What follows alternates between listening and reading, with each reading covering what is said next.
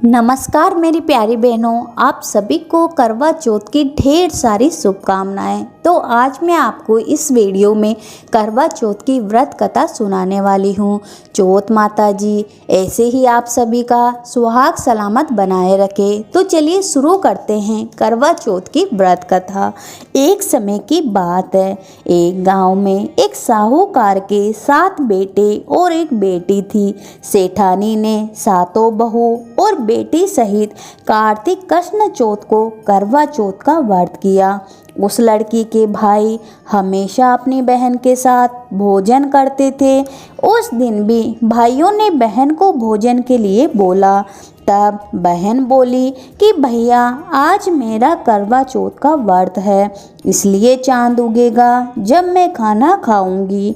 भाइयों ने सोचा कि बहन भूखी रह जाएगी, इसलिए एक भाई ने दिया लिया और एक भाई ने चलनी लेकर पहाड़ी पर चढ़ गए। दिया जलाकर चलनी से ढककर कहा कि बहन, चांद उग गया है, अर्घ दे ले और खाना खा ले। तब बहन ने भाभियों से आकर कहा कि भाभी, चांद देख लो। भाभी बोली कि बाई जी, ये चांद तो तुम्हारे लिए उगा है, तुम ही देख लो, हमारा चांद तो रात में दिखेगा। बहन अकेले ही खाना खाने बैठी।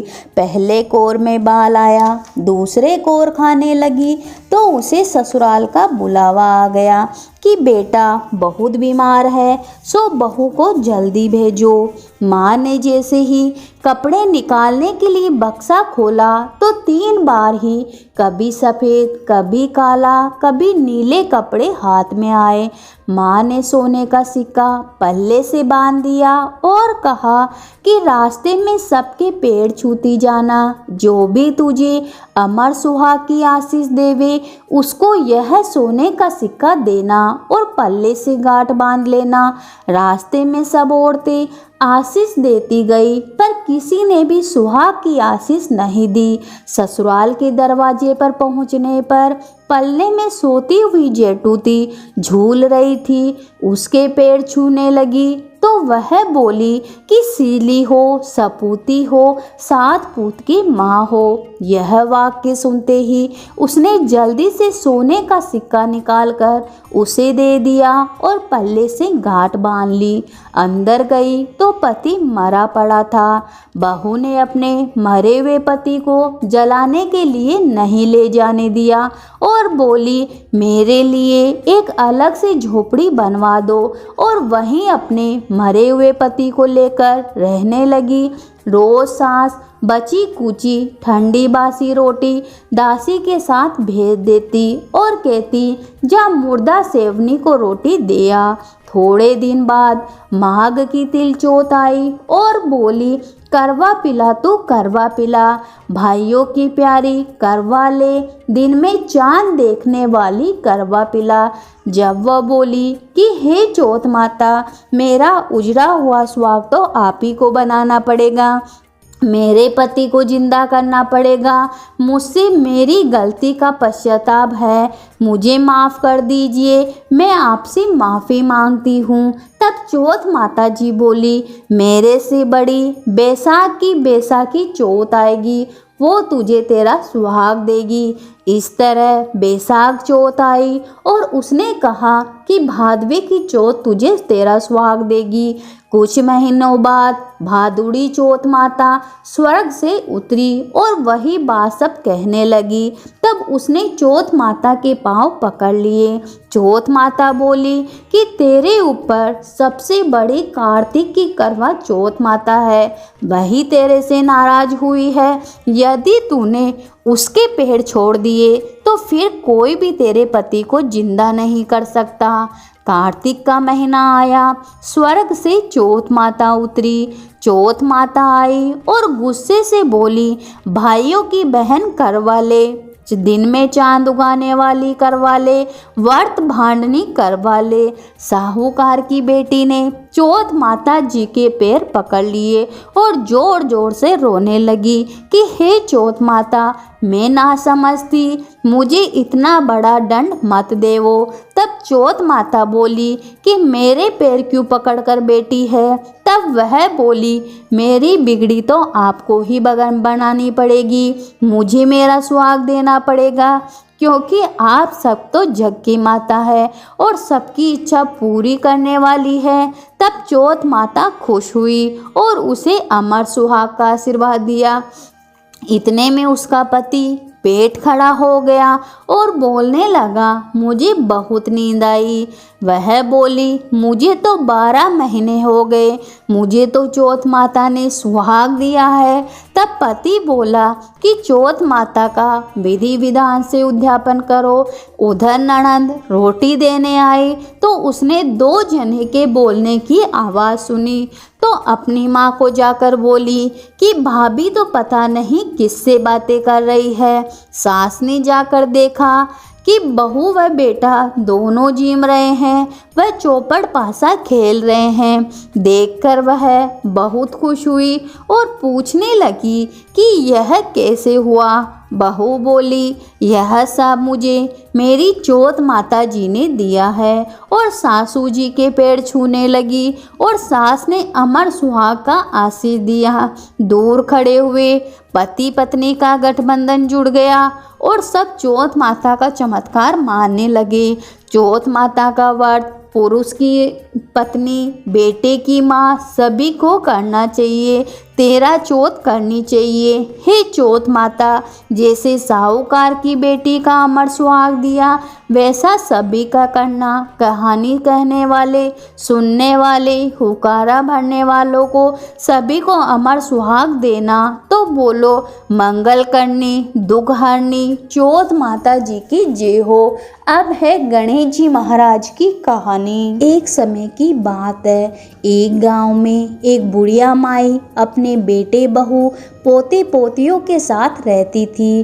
गणेश जी महाराज की कृपा से बुढ़िया माई के घर अन्न धन और सुख की कोई कमी नहीं थी।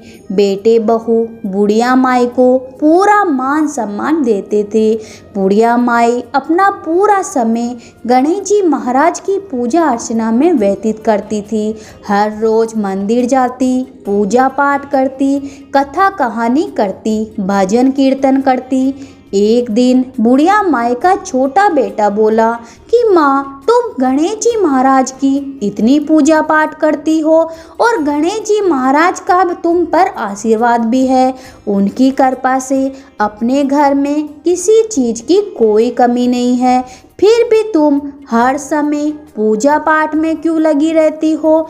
बुढ़िया माई का बोली, बेटा, गणेश जी महाराज से मेरे पास सब कुछ है, बस एक ही इच्छा है कि गणेश जी महाराज के साक्षात दर्शन हो जाए और यह देह छूट जाए।